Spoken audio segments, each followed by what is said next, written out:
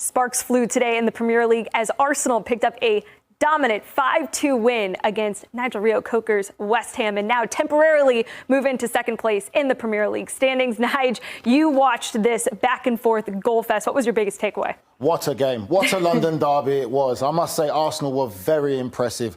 They continue the great form that they showed midweek against Sporting to win there and then continue into the Premier League against this West Ham side in a London derby.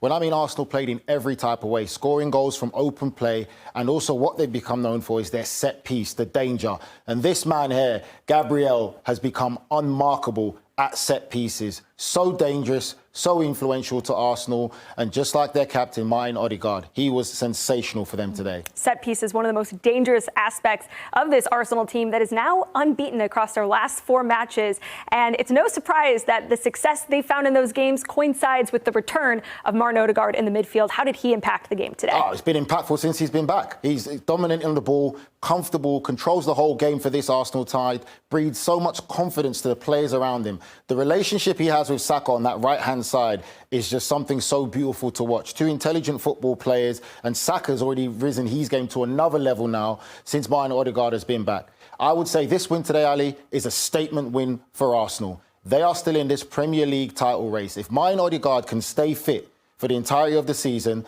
they can beat anyone. They have all the pieces. They are dangerous in set pieces. They can score from general play as well as grinding out results.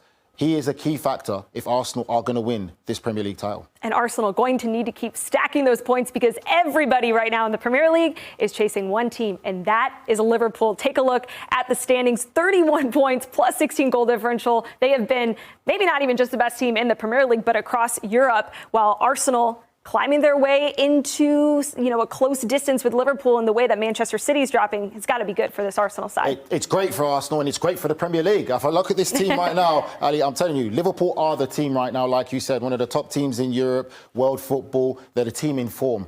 But in the Premier League, when you look at number 1 to number 8, any of these teams on their day are capable of beating each other.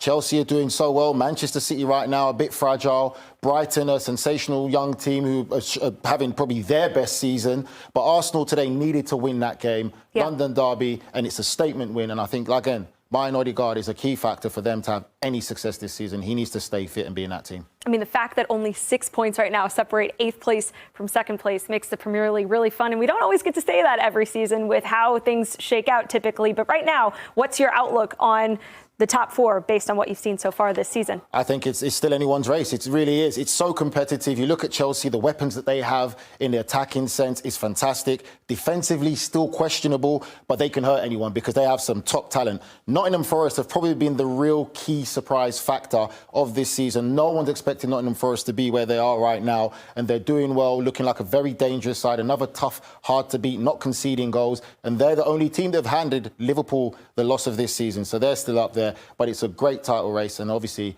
the big one is tomorrow. Everyone's looking forward to it. It's Manchester City versus Liverpool. What a game that's going to be. Couldn't come at a worse time as Man City in the midst of a historic unbeaten run right now across all competitions. But Nigel, we talk about Lopetegui. I mean, how long do you think he's got? Lopetegui, it's interesting because it still don't see an identity on this West Ham side. They followed it wasn't a great performance today, but their last game away to Newcastle was the best performance I've seen by this West Ham side. Hungry, desire, showing, going after it, and a result that no one saw coming.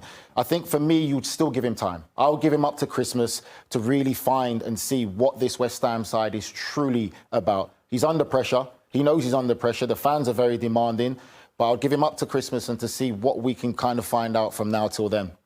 5 goals conceded today against this Arsenal side. That makes it 24 now in the Premier League for West Ham, one of the worst marks of any team in the league at the moment.